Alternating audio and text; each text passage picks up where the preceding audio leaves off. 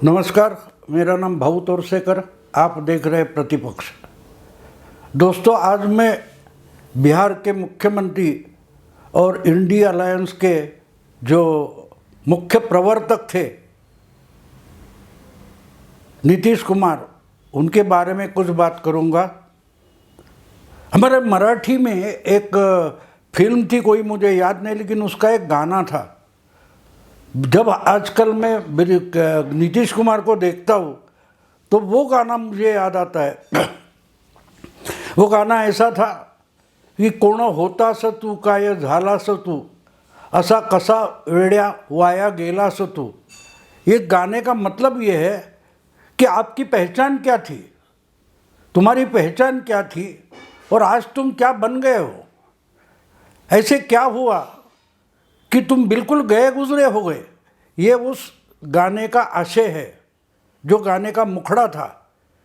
जब जब मैं नीतीश कुमार को राजनीति में देखता हूँ आजकल, पिछले कुछ 2 साल में, 1.5 साल में, तो मुझे अजीब लगता है कि ये इंसान कहाँ था, इसकी पहचान क्या थी और ये कहाँ से कहाँ पहुँच गया और उसका कारण क्या है। कोई एक घटना घटती है तो हम उस घटना को पकड़कर उसका विश्लेषण कर लेते, लेकिन उस घटना को अलग रखकर हम देखें तो वो इंसान जो उसमें सेंट्रल फिगर है, वो जो इंसान है उसका अपना कुछ इतिहास होता है, उसका अपना कुछ कैरेक्टर होता है, चरित्र होता है। वो भी अगर धुलमिल हो जाए तो दुख भी होता है कि अरे कोई तो अच्छा आदमी था, हम देखते आए उसको, इसको अचानक क्या हो गया, ऐसा हमें लगता है। वही तो उस गाने की जो बात है, गीत की जो बात है कि कोण होतास तू, काय झालास तू। यानी तुम अपनी पहचान ही धुल मिल कर बैठ गए, मिट्टी में मिलाकर बैठ गए। तो क्यों बैठ गए भैया? देखिए, नीतीश कुमार जो थे वो लालू के साथ करप्शन में शामिल नहीं होना चाहते थे, बिहार की राजनीति को और भ्रष्ट नहीं करना चाहते थे, इसलिए तो लालू से अलग हो गए।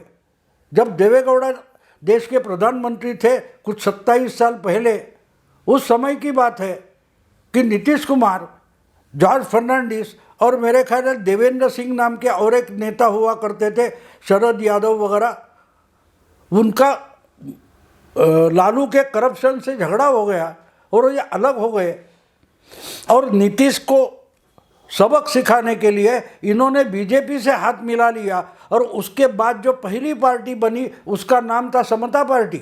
उसके आगे फिर और कोई पासवान वगैरह गुट इनसे आकर मिले और उसको उन्होंने जनता दल यूनाइटेड बनाया गया, जिसको हम जदयू बोलते हैं। तो ठीक है, नीतीश कुमार एक चारित्र वाला नेता था, लेकिन चीफ मिनिस्टर बनने के बाद खुद को चीफ मिनिस्टर रखने के लिए ये इतनी सर्कस करते करते चले गए कि अपना खुद का चरित्र और अपनी पहचान तक भूल गए। 2014 में जब क्या बोलते हैं उसको, मोदी को प्रधानमंत्री के रेस में लाया गया बीजेपी की तरफ से, तो सिर्फ मोदी नहीं चाहिए, इसी कारण से नीतीश बाबू ने एनडीए छोड़ दिया था।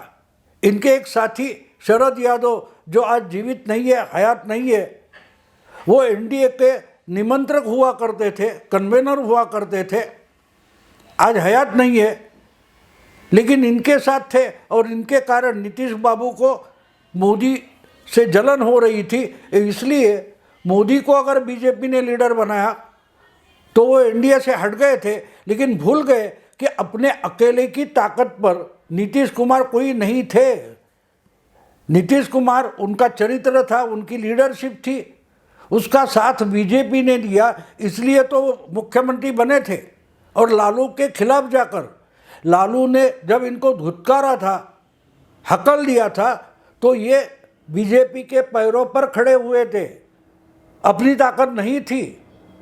लेकिन किसी को इस्तेमाल करके फेंकना और अपना मतलब साध लेना, ये जो करते गए नीतीश कुमार, आहिस्ते आहिस्ते उनका चरित्र खत्म होते गया। इनको बिहार का सबसे बड़ा नेता बीजेपी ने बनाया था, लेकिन मोदी से जलन होने के कारण, द्वेष होने के कारण ये इंसान कितना गिरते गया। 2014 का चुनाव आते आते ये एनडीए से अलग हुए थे, फिर भी बीजेपी को बिहार में अच्छी सीटें मिली थी। अगर मेरी याद सही है तो 40 में से 22 सीट बीजेपी लेकर चली गई और अकेले ताकत पर लड़ते हुए नीतीश कुमार को सिर्फ 4 सीटें मिली थी। आखिर में इनको लालू की शरण जाना पड़ा। लालू को शरण जाकर इन्होंने अपनी मुख्यमंत्री पद की कुर्सी बचाई थी। लेकिन जब ये लाचार हो गए, ये समझ में आ गया, तो लालू और उनकी पत्नी जो पूर्व मुख्यमंत्री है राबड़ी देवी, इन्होंने नीतीश कुमार को उनकी औकात दिखाना शुरू कर दिया कि भैया अभी बुढ़े हट जाए, हमारे बेटे तेजस्वी को चीफ मिनिस्टर बनाया जाए। ये बार बार जब राबड़ी देवी बोलने लगी तब जाके नीतीश कुमार की आँख खुली थी। और अचानक से मेरा ख्याल है 2018 में राष्ट्रपति चुनाव के बाद नीतीश कुमार ने लालू के साथ जो उनकी अलायंस थी, गठबंधन था, वो तोड़ा, वो बीजेपी के साथ आ गए, लेकिन चीफ मिनिस्टर तो मैं रहूँगा। देखिए कैसी लाचारी होती है इंसान की, लाचारी कैसे होती है। बीजेपी के साथ जब थे, ये सबसे बड़ी पार्टी थे बिहार विधानसभा में, इनके 212 एमएलए हुआ करते थे। लेकिन लालू के साथ जब इनको गठबंधन करना पड़ा लाचारी में, तो इन्होंने अपने 112 एमएलए, सिटिंग एमएलए होने के बावजूद 12 सीटों पर पानी छोड़ा था और सिर्फ 100 सीटें लड़ी थी। उसमें से ये कुछ 75 या कुछ सीटें 70 सीटें ला सके और लालू सबसे बड़ी पार्टी आरजेडी बन गई। लालू के बेटे को उप मुख्यमंत्री बनाना पड़ा, दूसरे बेटे को मंत्री बनाना पड़ा और इनके सर पर हमेशा राबड़ी देवी और लालू प्रसाद बोझ बनकर बैठ गए। तो इससे थक गए जब, तो फिर मोदी की मोदी के शरण में आ गए और 2019 का चुनाव मोदी के साथ लड़ते हुए इन्होंने 16 सीटें जीत ली लोकसभा की। और इसलिए फिर से बीजेपी ने सैक्रिफाइस किया, त्याग किया। बीजेपी ने इनकी 4 सीटें थी, उसके बावजूद इनको 17 सीट यानी 17 चुनाव क्षेत्र दे दिए। उसमें से 16 सीटें नीतीश कुमार की आ गई। तो क्या नीतीश कुमार की हो गई? वो मोदी का फोटो लगाया था, मोदी ने प्रचार किया था, इसलिए आपकी 16 सीटें आ गई। और बीजेपी ने 22 में से 17 सीटें लड़ी और सब जीत ली। लेकिन 5 सीटें जो बीजेपी की थी वो छोड़ने के कारण नीतीश को मिल गई। तो नीतीश की ताकत कहाँ थी? फिर जब दूसरा चुनाव हो गया तो क्या हुआ? विधानसभा में बुरी तरह से हार गए, लालू को बड़ा बना बैठे। जो लालू सिर्फ 24-26 सीटों पर थे विधानसभा में, वो एकदम 80 सीटों तक पहुंच गए और नीतीश कुमार घट गए। फिर दूसरे विधानसभा में और तीसरे चौथे नंबर पर चले गए।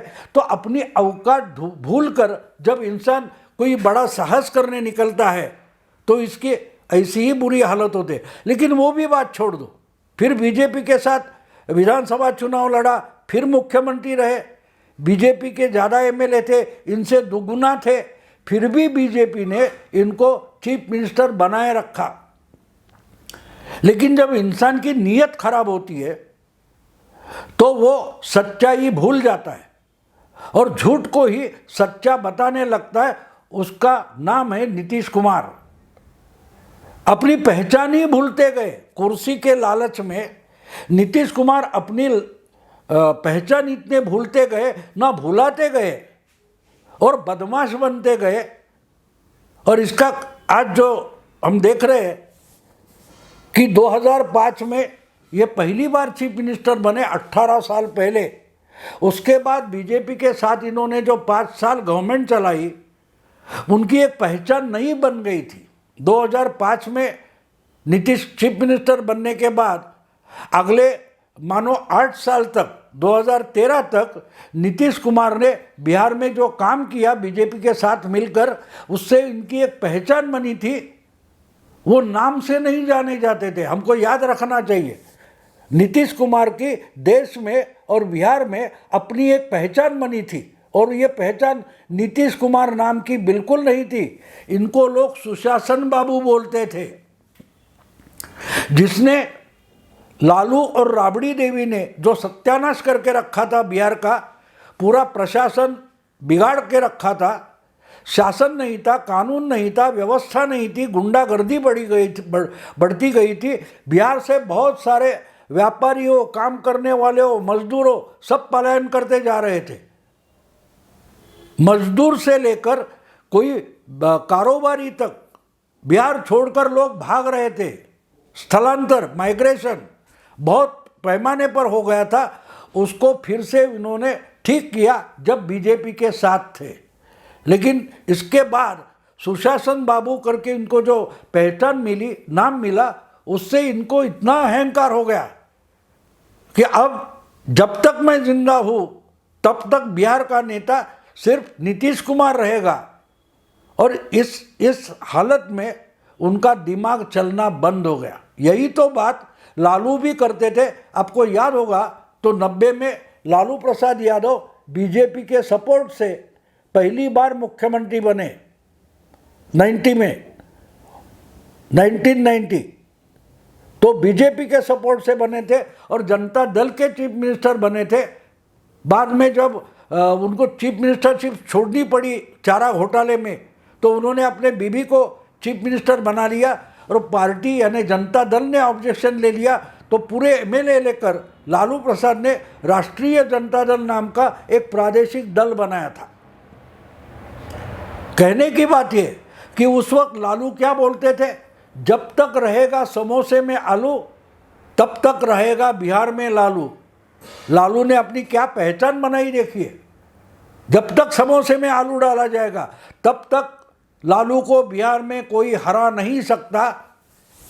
इतना अहंकार लालू और उनके परिवार के सर चढ़कर बोल रहा था। और आलू तो समोसे में आज भी है, लेकिन लालू चीफ मिनिस्टर नहीं रहे। लालू की ताकत बिहार में उतनी नहीं रही जो 1990-95 में वगैरह हुआ करती थी। कहने का मतलब यह है दोस्तों कि जब अहंकार सर चढ़कर बोलता है तो इंसान के दिमाग को काम करने नहीं देता।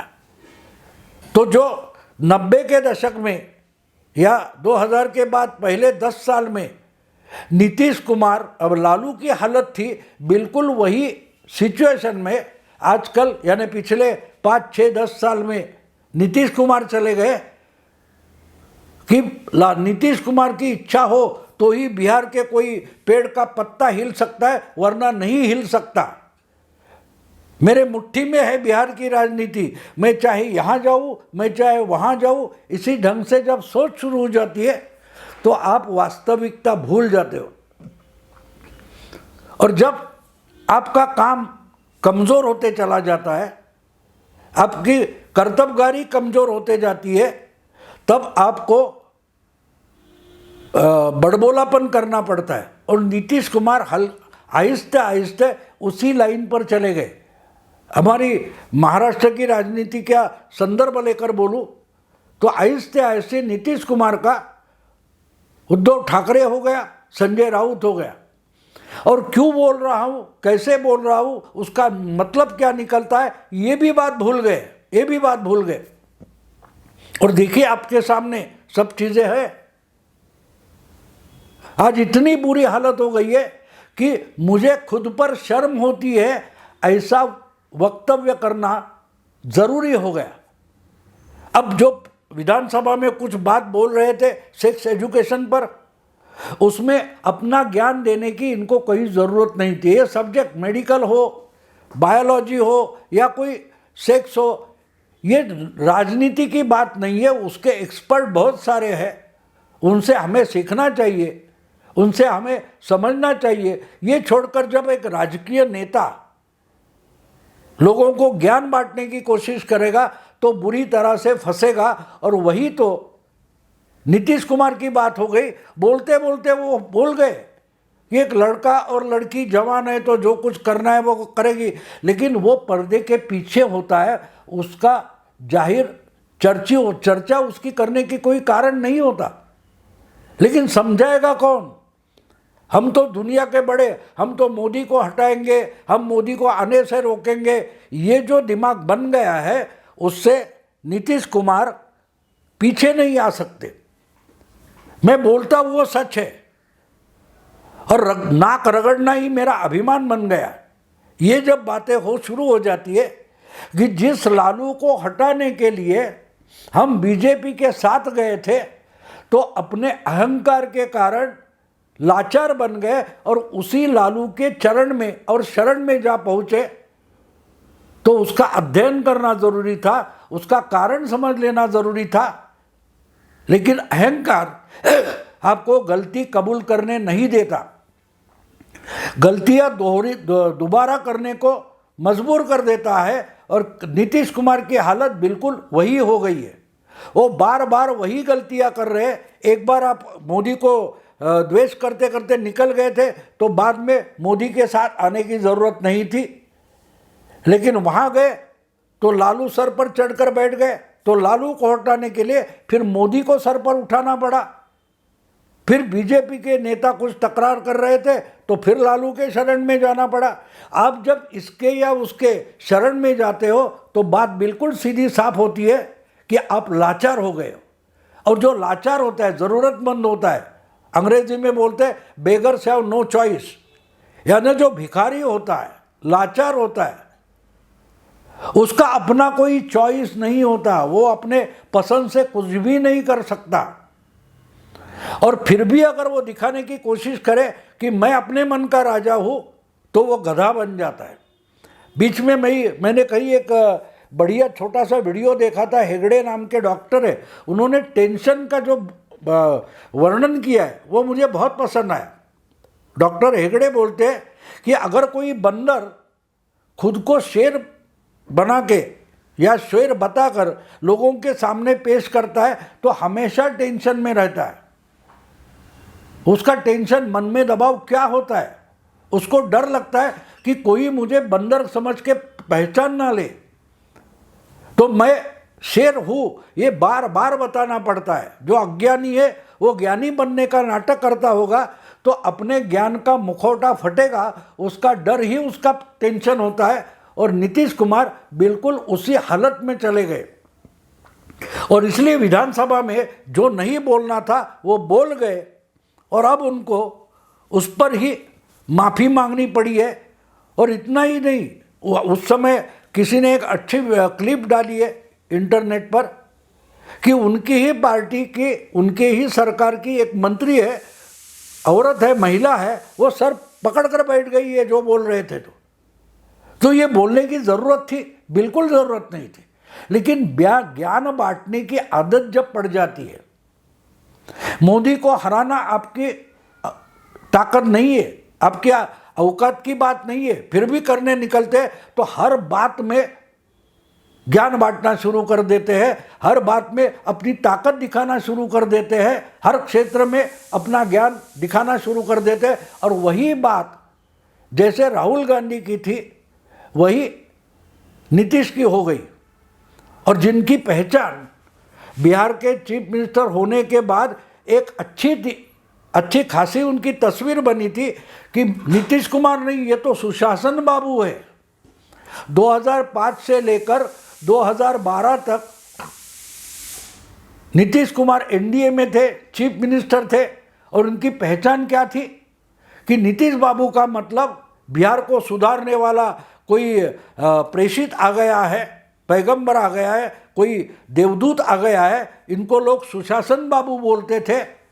और ये जो सेक्स एजुकेशन का मामला निकला, इसने तो इनकी पहचान इतनी बदल दी कि आजकल नीतीश कुमार का नाम निकलते ही उनको लोग दुशासन बोलने लगे, क्योंकि दुशासन का मतलब शासन का सत्यानाश तो है ही। लेकिन इन्होंने जो महाभारत का दुशासन था, जिसने द्रौपदी का वस्त्राहरण किया था, महिलाओं की इज्जत लूटने की कोशिश की गई महाभारत में। आज वही सुशासन बाबू दुशासन बाबू बन गए, जो जिनके बारे में अभी लोग बोलते हैं इनको महिलाओं का सम्मान नहीं रख पाते, महिलाओं का अपमान करते हैं। तो कहाँ थे और कहाँ पहुँच गए, समझिए आप। क्या इसकी ज़रूरत थी? मैं मानता हूँ कि ये कुछ बोलने की ज़रूरत ही नहीं थी। पहले से नीतीश कुमार इतने संकट में है, पॉलिटिकल संकट में है, कि उनको और ज्ञान बांटने की ज़रूरत ही नहीं थी, फिर भी बोल गए। इसका कारण बंदर जब शेर बनने की कोशिश करता है या खुद को शेर बना के पेश करता है तो उसकी यही हालत हो जाती है। जब पकड़ा जाता है तो कुत्ते भी उसको काट कर फाड़ कर डाल देते हैं। और खुद को मुझे ही अपने वक्तव्य पर, अपने पर शर्म आती है, ये बोलने की बात सख्ती हो गई। और उन्होंने तो माफ़ी मांग ली है। और माफ़ी कैसे मांगी कि जो कुछ बोल गया उसकी मुझे शर्म आती है। यानी अपने आप पर जब आप शर्म करते हो तो चीफ मिनिस्टर बने क्यों बैठे हो, नेता बने क्यों बैठे हो, सिर्फ मुझ पर ही शर्म आती है, ये जब बोलते हो तो उसका प्रायश्चित क्या बोलते, रेसिग्नेशन होता है। ठीक है, कोई बात नहीं। लेकिन आज के बाद अभी जो कुछ हुआ है बिहार में, तो सुशासन बाबू दुशासन बाबू बन गए। और नीतीश कुमार का इंडिया अलायंस छोड़ो, बिहार के राजनीति में भी कोई स्थान बचा नहीं है, कोई भविष्य बचा नहीं है। क्योंकि लोग आपको सुशासन बाबू करके देखते थे, अब लोग आपको दुशासन समझ बैठे। दोस्तों, यही रुकता हूँ। अगर ये वीडियो पसंद आए तो लाइक कीजिए, शेयर कीजिए, सब्सक्राइब कीजिए। नमस्कार।